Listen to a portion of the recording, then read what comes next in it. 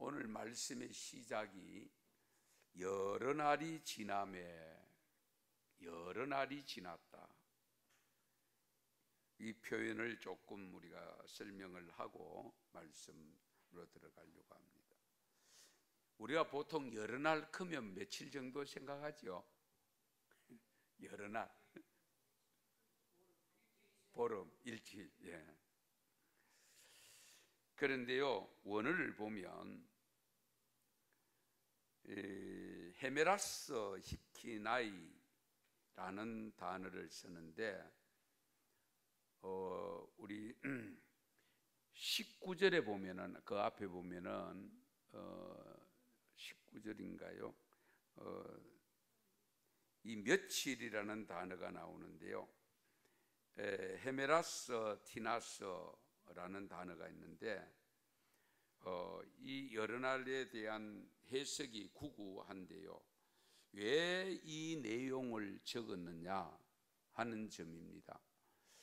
그 앞에 내용을 보면 사울이 지금 다메섹에서 전도했거든요. 그러니까 사람들이 깜짝 놀랐잖아요. 깜짝 놀랐는데, 문제는 여러 날이 지나매 유대인들이 사울 죽이기를 공모했다. 사울을 죽이기로 공모했다.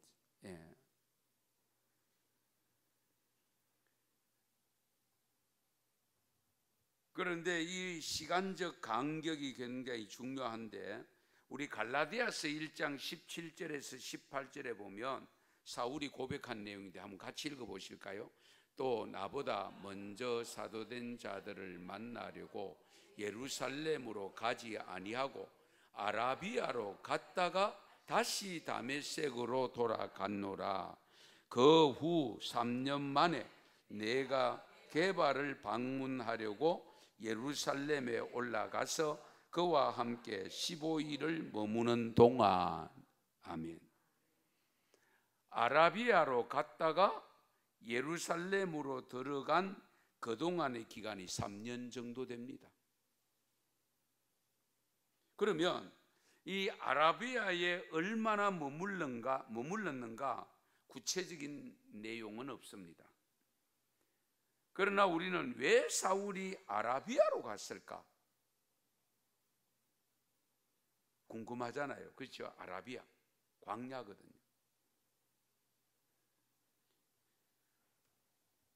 우리는 결국은 사도 바울은 지금 어디 다메섹에서 부활의 주님을 만나는 순간 자기가 자기 아닙니다. 그렇잖아요. 전적으로 성령님의 인도함을 받게 되어 있습니다. 성령님의 인도함을 받아서 지금 변했잖아요. 사울이 바울로 변합니다. 그러면 이제 모든 여정은 하나님이 직접 주관하신다는 겁니다. 그러면 왜 하나님은 그러면 이 사도 바울을 아라비아로 보냈을까?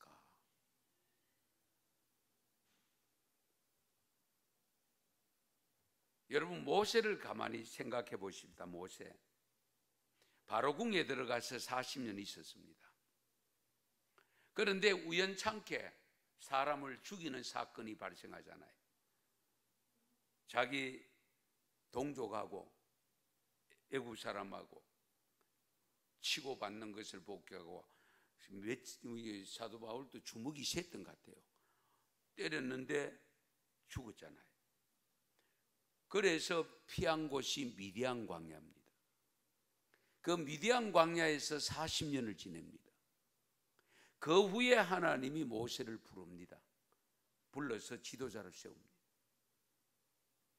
그건 무엇을 의미할까요? 모세가 바로궁에서 40년을 살면서 있었던 그 물을 빼야 되는 거예요. 그 훈련이 미디안 광야에서 40년이 필요했던 겁니다. 사도 바울이 지금 사울이 어떤 사람입니까? 엄청난 사람입니다. 정말 인간적으로 보면은 나무랄 데 없는 사람이고, 누구도 심히 삼가 따라가기가 쉽지 않는 정말로 두각을 드러내는 사람입니다. 선망의 대상입니다. 그런데 바로 예루살렘으로 가지 아니하고 아라비아로 가서 3년여 동안 지나게 하신 것은 하나님의 특별한 의도가 있다는 것을 발견할 수 있습니다.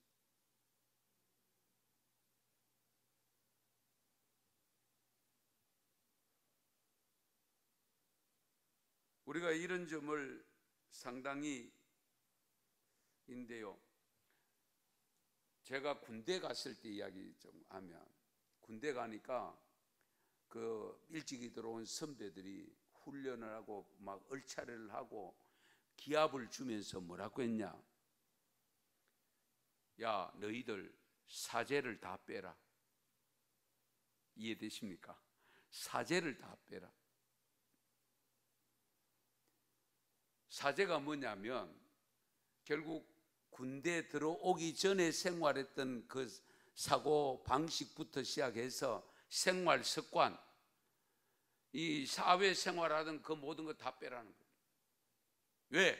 거기 제대로 빠져야 군인 정신이 들어가고, 군인 정신이 들어가야 훈련을 제대로 받고, 훈련을 제대로 받아야 군 생활을 제대로 할 수 있다는 거예요. 이건 굉장히 중요한 부분. 우리 신앙이 마찬가지잖아요. 옛사람을 버려라. 새사람 되라. 옛사람을 제대로 빼지 않고는 새사람이 안 돼요.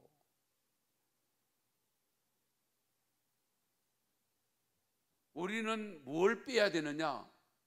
새 속을 제거해야 됩니다. 새 속을.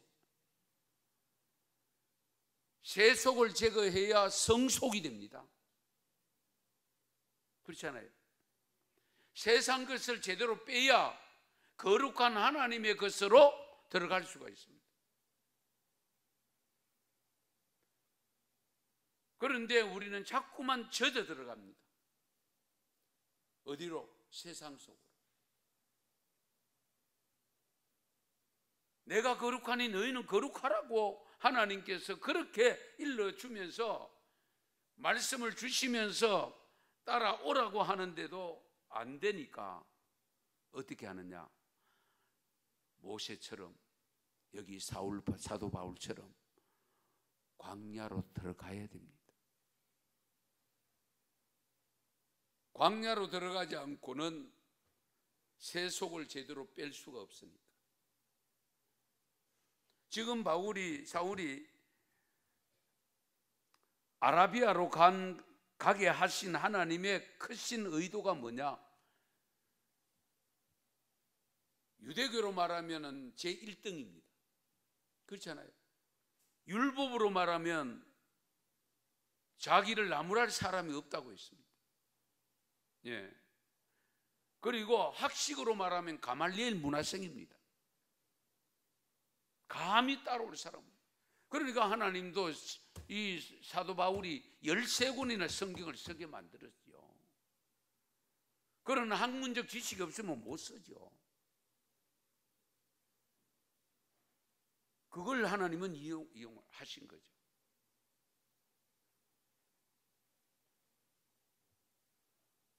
거기다가 로마 시민권까지 가지고 있었잖아요. 그렇죠?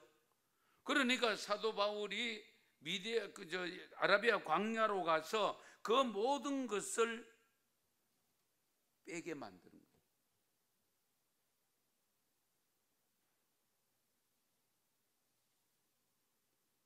그래서 이 사울이 다메섹에서 부활의 주님을 만나서 복음을 전하다가 아라비아 광야로 가서 훈련받은 후에 돌아와서 올라간 곳이 예루살렘입니다. 그런데 예루살렘으로 올라가기 전에 엄청난 핍박을 받게 되었음을 오늘 본문에 기록을 하고 있습니다. 훈련을 받고 이제 더욱 큰 사명을 깨닫고 열심히 복음을 전하지만은 현실은 내 마음대로 안 되는 거예요. 그래서 오늘 말씀의 제목을 냉혹한 현실에 처한 바울이라고 정했던 겁니다. 냉혹한 현실에 부딪혔다. 지금까지 바울은 자기 마음대로 된다고 생각하고 살아왔던 사람입니다.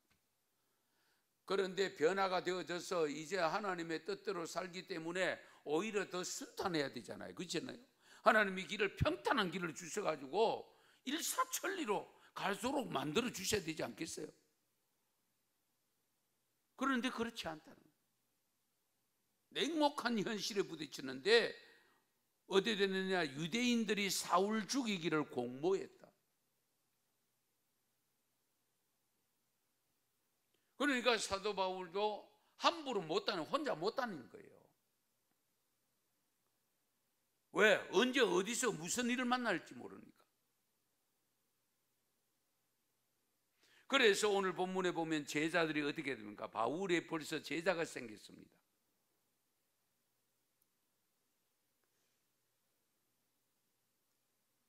그 제자들이 밤낮 성문까지 지키다가 할 수 없어서 밤에 성벽에 광줄에다가 담아가지고 달아내려서 피하게 만들어요. 아마 유대인들이 그 생각을 못했던 것 같아요. 성벽을, 그 높은 성벽을 달아내리라고는 생각을 못했던 것 같아요.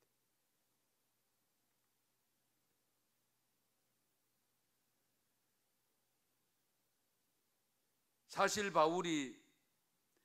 사도 바울이 어떤 사람이냐면은 여러분 잘 아시는 대로 교회를 잔멸했던 사람이고 각 집에 들어가서 남녀를 끌어다가 감옥에 넘긴 사람이잖아요. 바울 자신이 스스로 간증할 때도 고백한 내용이 있습니다. 예.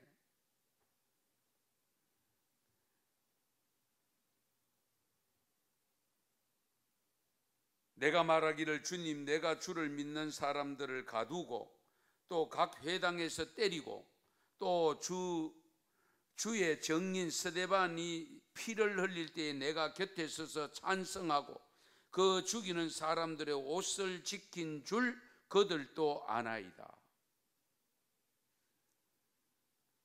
부활을 주님을 만나기 전에 이 사울이 어떤 악한 행동을 했는가를 자신의 입으로 고백하고 있습니다.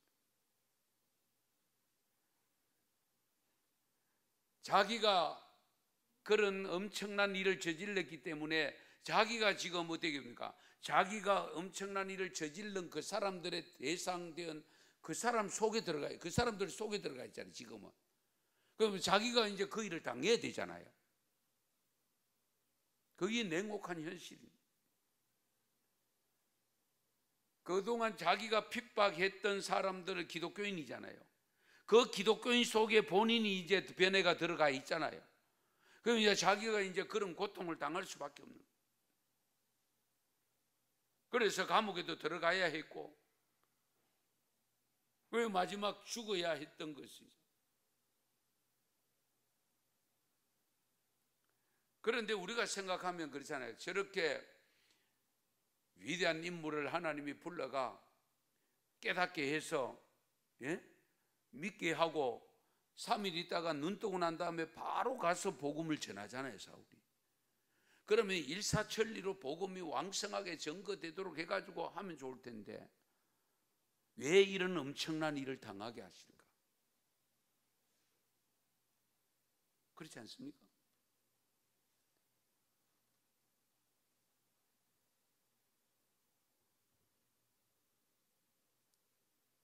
그래서 26절에 보시면 사울이 예루살렘에 가서 제자들을 사귀고자 하나 다 두려워하여 그가 제자됨을 믿지 아니하니. 우선 그래서 여러분 어떤 생각이 듭니까? 정말 핍박을 많이 하고 교회 다니는 것을 반대하고 욕을 하고 심지어는 무력으로까지 그랬던 사람이 돌아오면 정말 감사함으로 받아가지고 정말 잘 됐다, 고맙다 인사하고, 예? 그러니까 같이 도와서 같이 복음을 전하자 이래 돼야 될 거 아닙니까? 그런데 지금 그 당시의 제자들도, 예수님의 제자들도 바울이 그렇게 변했다고 하니까 엊그제만 하더라도 다메섹까지 잡으러 올라가던 사람이 변한 거 좋아하네, 두고 봐야지, 아직 몰라, 이제 이렇게 불신이 있었다는 거잖아요. 쉽게 안 믿어진다고. 그러니까 제자들이 사귀고자 하나, 사울이 예루살렘에 가서 사도들을 사귀려고 하는데 이 제자들은 두려워해서 그가 제자됨을 믿지 않았다. 사울이 예수님의 제자, 이 웃기는 이야기다, 못 믿겠다는 거예요. 안 믿어진다는 거예요. 그렇게 핍박하던 스데반 집사 죽는데 돌로 쳤는데 거기에 현장에 있었던 사람인데 그게 며칠 됐다고, 얼마 됐다고. 근데 이런 생각을 할 수 있잖아요, 그렇죠? 이런 냉혹한 현실을 바울로 하여금 겪게 만듭니다. 그런데 중요한 것은 역시 이 바나바입니다. 지난 시간에도 바나바에 대해서 말씀을 좀 드렸습니다마는, 바나바가 데리고 사도들에게 가서 그가 길에서 어떻게 주를 보았는지와, 여기 길은 다메섹으로 올라가는 길이죠. 그리고 주께서 그에게 말씀하신 일과 다메섹에서 그가 어떻게 예수의 이름으로 담대히 말하였는지를 전하였다.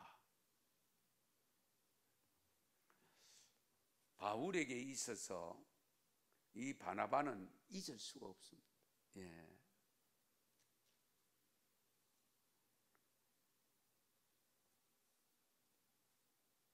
이런 여정 속에 지금 사도 바울이 지금 상당한 냉혹한 현실에 처하는 상황 속에서 오늘 본문 전체에서 만난 사람들이 네 부류가 있습니다. 네 부류. 첫 번째는 역시 유대인입니다.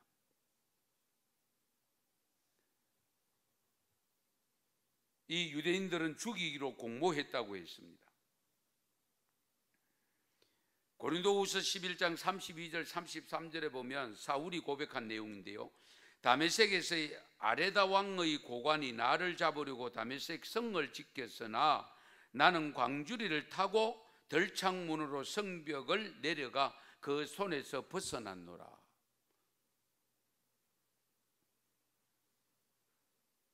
오늘 본문에서 성에서 달아내렸다는 이 내용을 바울이 직접 고백한 겁니다.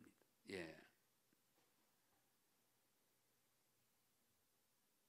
여기 아레다 왕이라고 했는데 이게 아라비아를 가리킵니다. 예, 앞에 아라비아. 예. 이 아레다 왕, 이 아라비아 왕을 가리키는데 이 아라비아 왕이 보낸 고관들이 다메섹 성문을 지키고 있었다.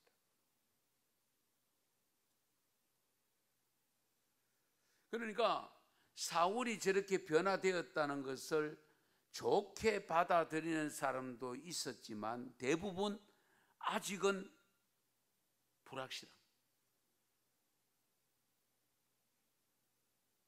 특히 유대인, 정통 유대인들에게는 반역자잖아요. 그렇잖아요. 반역자입니다. 예. 그러면 기독교인들이 좋아해야 되는데 기독교인들도 거리감을 두고 있습니다. 그래서 예수를 믿고 온전히 변화된 내 모습이 많은 사람들에게 인정받기까지는 냉혹한 현실을 겪어야 됩니다. 처음부터 막 그렇게 되지 않습니다. 우리가 생각하는데. 우리가 사실 개인적으로 여러분들이 신앙생활을 하면서 특별한 부흥회를 하든지 무슨 세미나를 하든지 수련회를 가든지 해서 은혜를 받고 은사를 받아요. 그때 변화된 그 모습 그대로 갑니까? 얼마 못 가요. 그것이 우리들입니다. 예. 그래서 사실은 우리가 신앙생활하면서 지금 바울이 아라비아 광야로 나갔다고 했는데 3년 동안 머물렀다고 했는데 어쩌면 저와 여러분들도 냉혹한 현실 속에 아라비아 광야 같은 그런 현실을 겪으면서 지금까지 살아오신 것 아닐까요? 네. 잘 생각해요. 그 광야 생활이 있었기 때문에 오늘의 나의 신앙이 있다는 것. 예. 이 점도 우리가 무시 못합니다. 늘 좋은 일만 있으면 더 좋아질 것 같죠? 그렇지 않습니다. 우리가 만사형통을 좋아합니다. 만사형통 해가지고 여러분들이 생각하고 계획했던 대로 다 됐으면 이 자리에 예배드리러 나오실까? 잘 생각해 보세요. 그런 측면에서 어쨌든 이 사도 바울이 유대인들을 만났는데 이 유대인들은 사도 바울을 배척할 수밖에 없습니다. 이들로 하여금 거부를 당할 수밖에 없습니다. 그 다음에 두 번째 만난 그룹이 제자들인데요. 어쨌든 이 제자들은 사울을 살려내기 위해서 성벽에 바구니로 인해서 달아내렸습니다.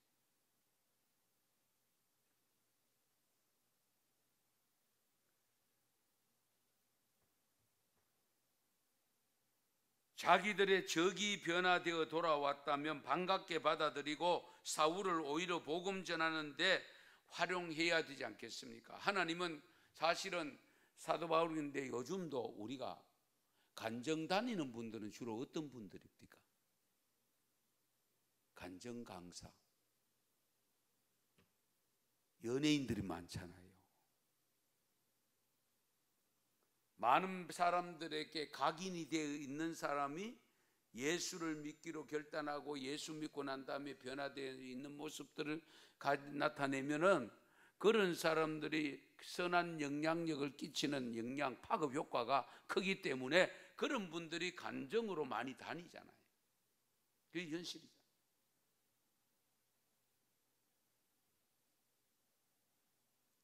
김선자 탤런트 지금 권사가 돼가지고 뭐 갑니다만은 남진 장로, 예.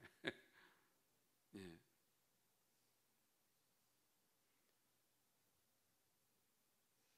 박순애 뭐 등등 해서 보면은 그런 분. 당시에 이 초대교회 때에 사도 바울이 바로 그런 유형의 사람이에요. 두각을 드러냈던 사람이기 때문에 하나님께서 그의 모든 것을 활용하기 위해서 그를 불러서 새 사람으로 만드는데 과정 속에 바로 이 제자들도 한몫했다는 사실입니다.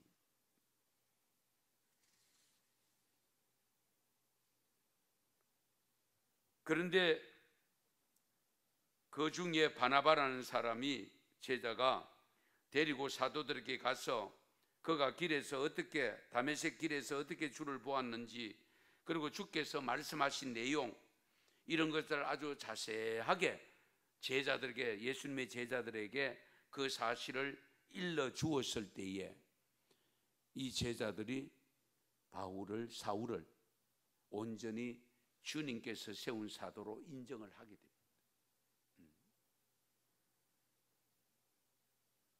그런 측면에서 이 바나바가 정말 중요한 인물입니다. 그래서 이 바나바를 가리켜서 사도행전 11장 우리 뒤에 이제 11장에 가면 나오는데 24절에 보면 성령과 믿음이 충만한 사람이라고 착한 사람이라고 일러줍니다. 착한 사람, 성령과 믿음이 충만한 사람. 저와 여러분도 착한 사람 되어야 돼요. 성령이 충만해야 돼요. 믿음도 충만하시기 바랍니다.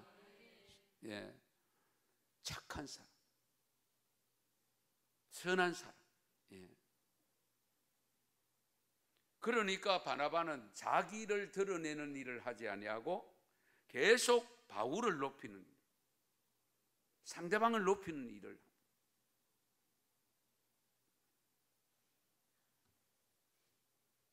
사실은 이 바나바가 성경에 기록된 내용들을 보면 단점이 별로 없습니다.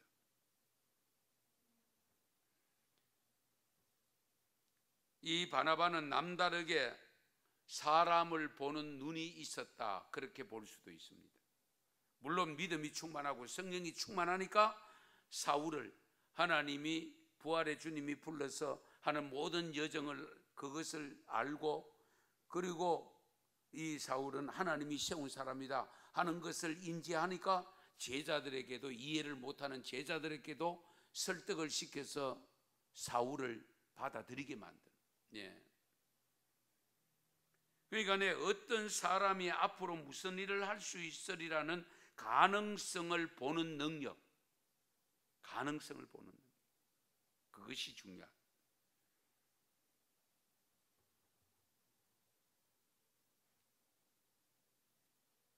그리고 이 바나바는 이 제자들이, 예수님의 제자들이 사울을 대하는 태도를 바라보면서 분명히 제자들이 지금 잘 모른다는 것을 인지가 되잖아요. 그렇죠? 그것을 아주 보기 좋게 설득을 시켰다는 것. 예.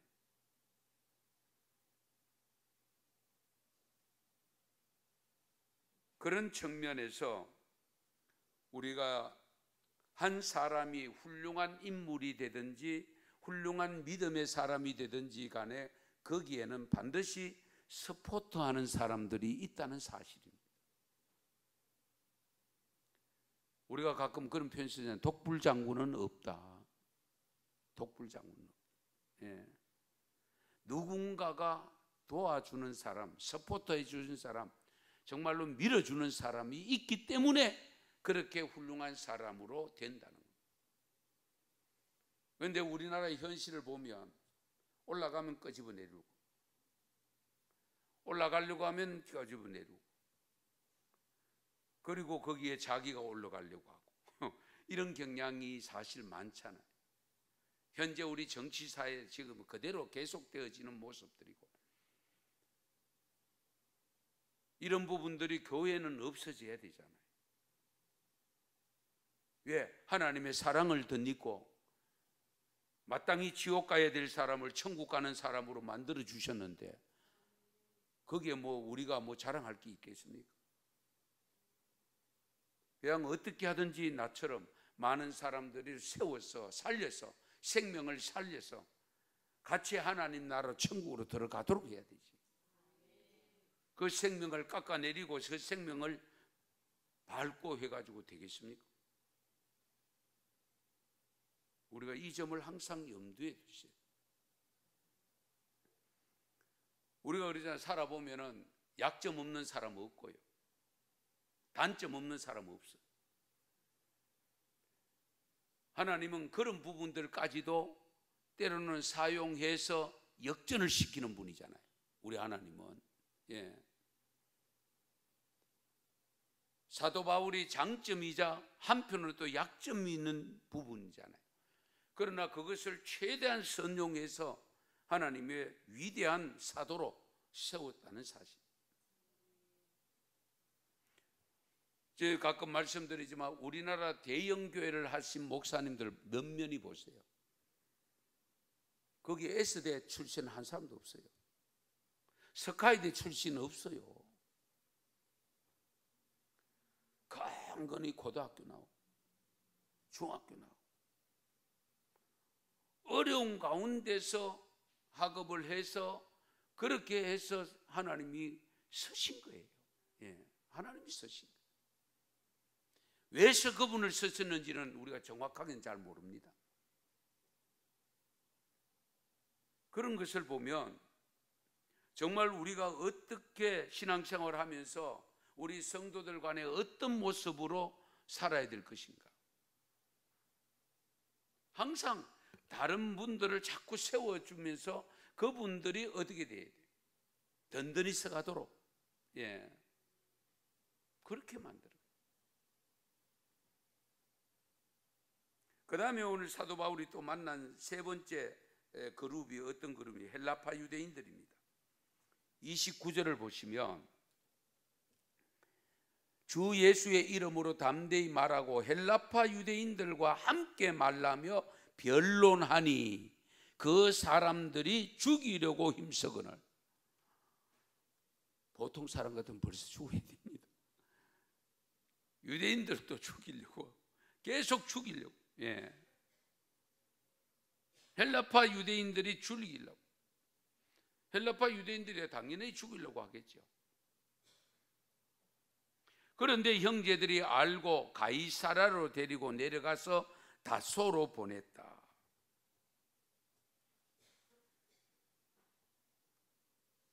이런 측면에서 보면 우리 30절에 보면 형제들이 알고 가이사라로 데리고 내려가서 다소로 보냈다.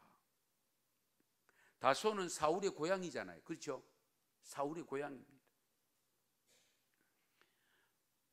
어쩌면 고향에 가고 싶겠어요, 사울이. 거기 가면 정통 유대인들이 또 자리 잡고 있는데 유대인들 만나면은 또 죽이려고 할 낀데. 변절자라고. 저거 그냥 두면 안 된다고. 그런데 일단은 헬라파 유대인들을 피해서 고향 마을에, 그래도 고향에 가면 집안 식구들, 연결된 분들이 함부로 하겠나, 그런 생각이 아마 들었던 것 같아요. 그래서 다소로 데리고 왔다. 그리고 마지막으로 이제 바울에게 만난 그룹이 31절 보세요. 그리하여 온 유대와 갈릴리와 사마리아 교회가 평안하여 든든히 서가고 주를 경외함과 성령의 위로로 진행하여 수가 더 많아지니라. 아멘. 여기서 우리는 매우 아이러니컬한 사실을 발견하게 되는데요. 지금 예루살렘 교인들이 왜 사울을 다소로 보냈을까 하는 의문을 갖게 되면서 선지자가 고향에서는 환영 못 받는다고 예수님을 가리켜서 그렇게 표현했잖아요.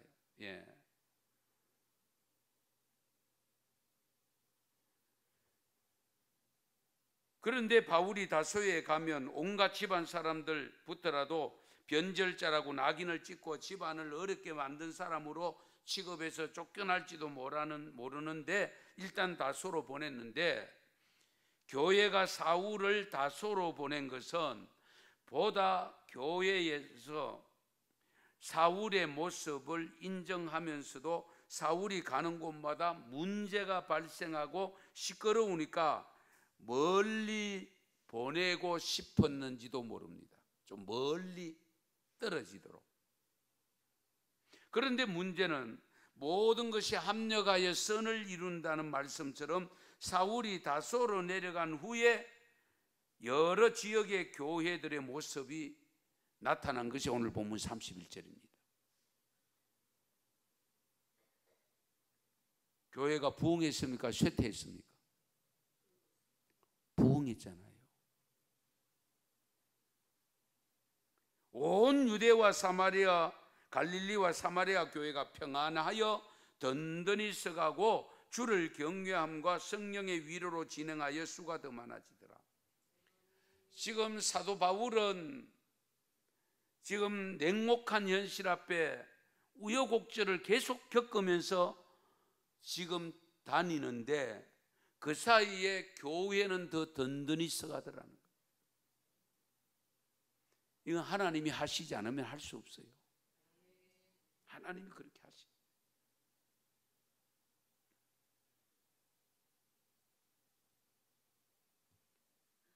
나 한 사람이 어렵고 힘든 여정을 보낼 때에 그걸 피하려고 하다 보면 다른 것까지도 얻지 못하는 것이 발생할 수 있습니다. 그러나 나 한 사람 고난을 당하고 고통을 당하고 어려움을 당할 때에 나는 물론 힘들지만은 그러나 다른 교회들, 다른 성도들이 평안하여 든든히 서가는 통로가 될 수 있다는 거예요. 이 점을 오늘 본문에서 사도 바울을 통해서 우리에게 보여주는 모습입니다. 전부 죽이려고 하잖아요.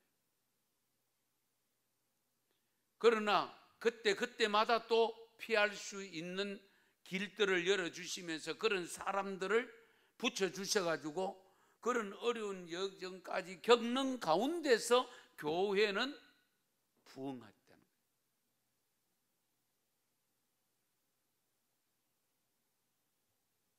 그런데 오늘 본문 31절 잘 보세요. 우리가 조금 됐는데 교회가 뭐하여?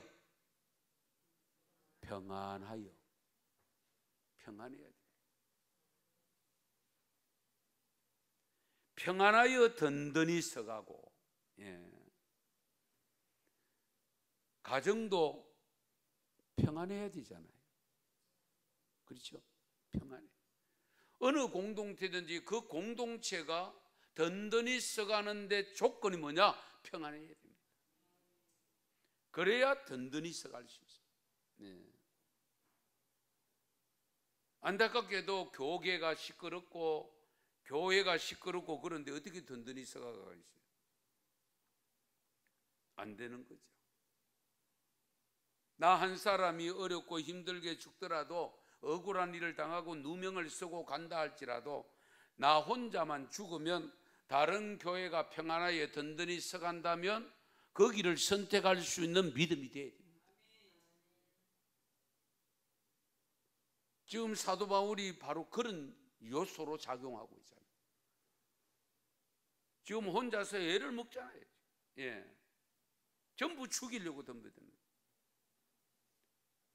그런 위기에서 어쨌든 도움을 받아 이리 피하고 저리 피하고 하는 가운데서 자기들, 여기에 도움을 주는 자기들은 오히려 바울을 그렇게 어렵게 만드는 사람들을 보면서 자기들 신앙은 더 성숙해져. 성장해. 그래서 자기들은 평안히 가니까 교회가 더욱더 부흥을 할 수밖에 없죠. 주를 경외함과 성령의 위로로 진행하여 수가 더 많아지더라. 할렐루야.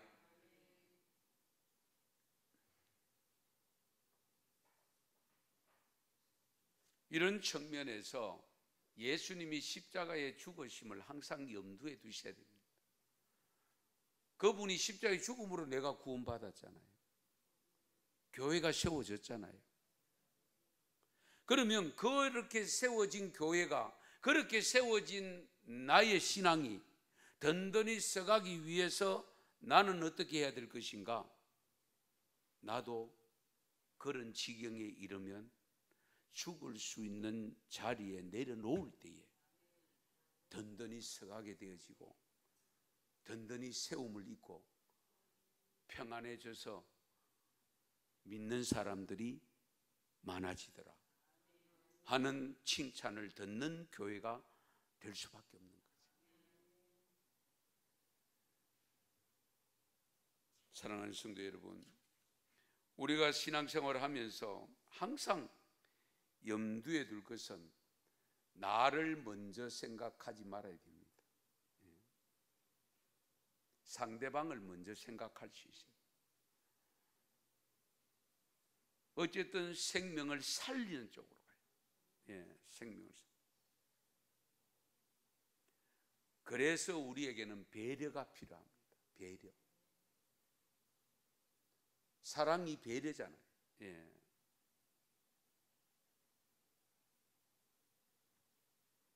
우리가 생각해야 될 것은 어쨌든 그리스도 안에서 우리가 성장해 나갈 때에 하나님께서는 육신의 정욕을 끊기 위해서 모든 방법들을 다 사용하신다는 것을 기억하시고, 그러면서 우리가 하나님의 일을 함에 있어서 예수 그리스도 외에는 다른 것이 필요치 않다는 것을 염두에 두시면서 우리 주님의 교회를 든든히 세워가는데 내가 희생자로 설지언정 거기에 어떤 명예나 어떤 위치나 그런 것으로 서지 않는, 정말 나를 내어주는 모습으로 나아갈 때에 하나님의 교회가 든든하게 부흥됨을 믿으시기를 바랍니다. 기도드리겠습니다.